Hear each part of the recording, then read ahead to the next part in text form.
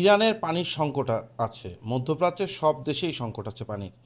তবে খাবার পানির ক্ষেত্রে ইরানের সংকটটা মধ্যপ্রাচ্যের অন্যান্য দেশের তুলনায় অনেক কম, মাত্র 2%।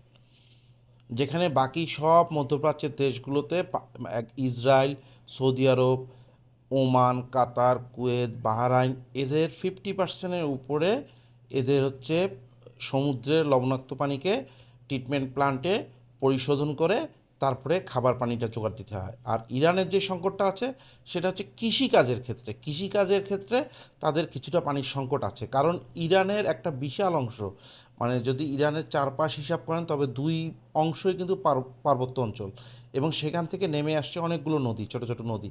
সেই নদীর মাধ্যমে কিন্তু তারা খাবার পানির অনেকটাই যোগান পায়।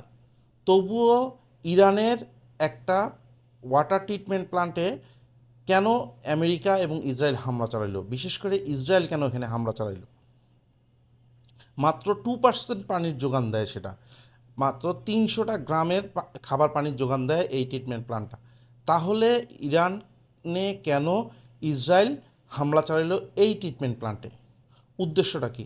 আরেকটা উদ্দেশ্যের কথা বলি, সেটা হচ্ছে সৌদি আরবে যে আরামকো তেল পরিশোধনাগার আছে, সেখানে কিন্তু ইরান প্রথম দিনে বলছে আমরা এখানে হামলা চালাই নাই, এবং সৌদি আরবের পররাষ্ট্রমন্ত্রীও কিন্তু বলছে যে আমরা এখানে আমাদের এই আরামকোতে ইরান হামলা চালায় নাই, তবে যারা হামলা চালাইছে তাদের আমরা অ্যারেস্ট করছি।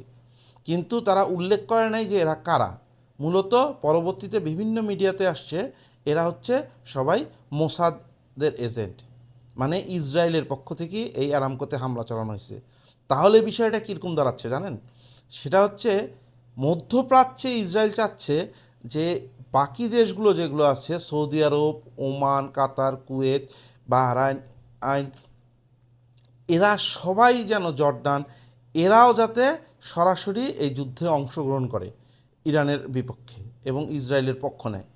কারণ না হলে ইরান বারবার বলতেছে আমরা কিন্তু কোনো সাধারণ নাগরিকদের উপর বা এই সব দেশের যেগুলো ইনফ্রাস্ট্রাকচার আছে তাদের ওই ইনফ্রাস্ট্রাকচার বা স্বার্থ সংশ্লিষ্ট বিষয়গুলোতে আমরা আঘাত হানতেছি না, আমরা সুনির্দিষ্ট তথ্যভিত্তিক আমেরিকার যেসব সামরিক ঘাঁটি আছে সেগুলোতে আঘাত হানতেছি, এবং যেসব জায়গা থেকে ইরানের দিকে মিসাইল ছড়া হচ্ছে আমরা সেইখানে আঘাত হানতেছি, এবং আমেরিকার স্বার্থ সংশ্লিষ্ট কোম্পানিগুলোতে আঘাত হানতেছি, এবং যেখানে স্পেসিফিক ইনফরমেশন থাকে যে এখানে আমেরিকার সৈন্য বা কূটনৈতিক বা সিআইএ এজেন্ট বা মোসাদ এজেন্ট আছে, সেইখানে যেমন অলরেডি 3টা বাহরাইনের একটা হোটেলে এবং আরব আমিরাতের 2টা হোটেলে ইরান ক্ষেপণাস্ত্র মারছে, এবং সেটা কিন্তু তারা স্পেসিফিকলি বলে দিছে যে এখানে আমেরিকার এজেন্সির লোকরা ছিল বা আমেরিকার সৈন্যরা ছিল।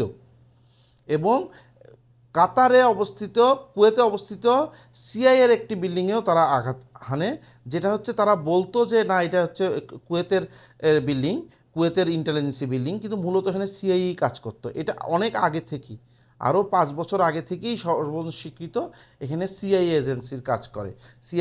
সিআইএর এই মধ্যপ্রাচ্যের হেডকোয়ার্টার হিসেবে ঘোষণা দেওয়া হয়েছিল এটাকে, সেখানে আঘাত আনছে। তাহলে এইখানে ইসরায়েল কেন এই কাজগুলো করতেছে? ইরানের ওয়াটার ট্রিটমেন্ট প্ল্যান্টে আক্রমণ করার উদ্দেশ্য হচ্ছে এর প্রতিশোধ স্বরূপ ইরান যেন এই মধ্যপ্রাচ্যের যে ওয়াটার ট্রিটমেন্ট প্ল্যান্টগুলো আছে, যেখানে মনে করেন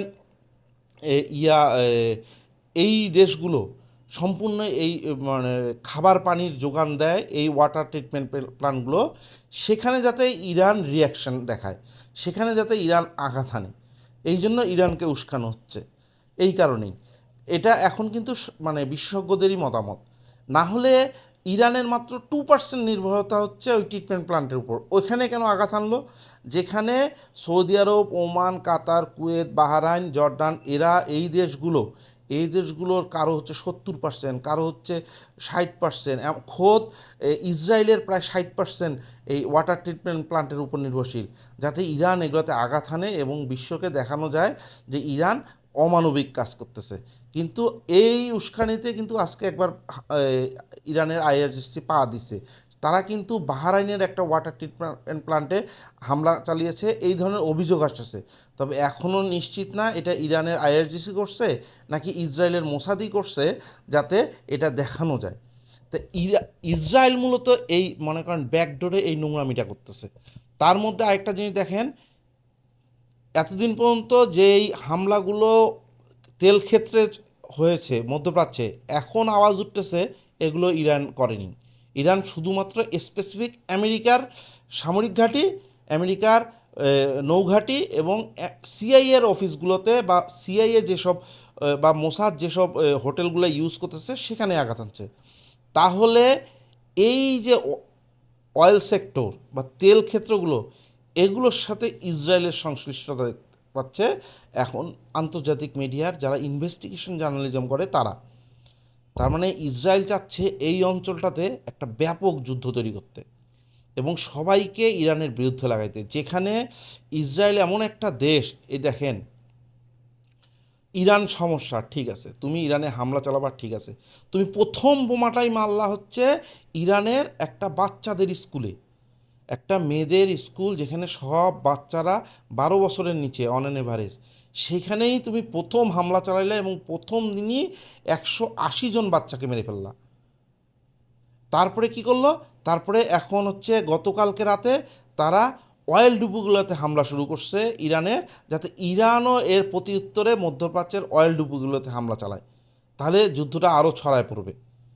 এদিকে কিন্তু এই সবের মধ্যে অলরেডি কিন্তু মধ্যপ্রাচ্যের দেশগুলো আমরা সবাই জানি এরা কিন্তু খাদ্যে মোটামুটি বলা যায় 90 থেকে 100%ই ইম্পোর্ট ডিপেন্ডেন্ট। বিশেষ করে আরব আমিরাদের কিন্তু বলতেছে মাত্র আর 8 দিনের ওদের খাবারের মজুদ আছে ওই দেশটার, এরপরে কিন্তু সংকট দেখা দেবে, যেহেতু স্টেট অফ হরমুজ বন্ধ, ওখান দিয়ে জাহাজ যাইতে দিচ্ছে না। আবার এদিক দিয়ে আপনার মনে করেন সৌদি আরবে দিয়ে যদি লোহিত সাগর দিয়ে আসে, সেখানে আবার ইয়েমেনের হুতি যোদ্ধারা এই যুদ্ধে ব্লকেজ তৈরি করতেছে। তাতে কিন্তু সৌদি আরব, আরব আমিরাত, কাতার, কুয়েত, বাহরাইন, ওমান, এদের কিন্তু ব্যাপক খাদ্য সংকট দেখা দেবে আগামী 10 দিনের মধ্যে। শুধু তেল বিক্রি তো বন্ধ হয়েছে, এবার এদের খাবারের সংকট দেখা দিবে এবং আইআরজিসি কিন্তু এখন অনেকটাই কন্ট্রোলের বাইরে। এমনকি ইরানের রাজনৈতিক নেতার হাত থেকে কিন্তু এখন আইআরজিসি সরে গেছে। আইআরজিসি এখন চলাচ্ছেই হচ্ছে মূলত আলী লারজানি এবং মোস্তফা খামিনি। মোস্তফা খামিনি হচ্ছে খামিনির দ্বিতীয় পুত্র, যার সাথে আইআরজিসির খুব ভালো সম্পর্ক। আর হচ্ছে আলী লারজানি তো মানে পোস্টেডই ওদের নিরাপত্তা কাউন্সিলের প্রধান, এবং বলা হয় সে হচ্ছে খামিনির সবচেয়ে কাছের লোক ছিল এবং খামিনি তাকে দীর্ঘদিন থেকে প্রস্তুত করছে এই আজকের এই অবস্থানের জন্য, এবং সেই নেতৃত্ব দিচ্ছে মূলত ইরানের। এখন ইরানের যুদ্ধটাকে আসলে ইসরায়েল চাচ্ছে ব্যাপকভাবে ছড়াই দিতে। এটা দিন দিন কিন্তু ক্লিয়ার হচ্ছে, এই 8ম দিনে আসে ক্লিয়ার হচ্ছে ইসরায়েল চাচ্ছে এখানে সব পক্ষেই জড়াই যাক, এখানে একটা ব্যাপক যুদ্ধ হোক এবং বাধ্যমূলকভাবে আমেরিকা এবং ফ্রান্স, ইংল্যান্ড সবাই এসে এই যুদ্ধে অংশগ্রহণ করুক এবং মুসলমানের যেই পুরো আধিপত্য অঞ্চলটা আছে সেটাতে সে আসলে রাজত্ব চাচ্ছে।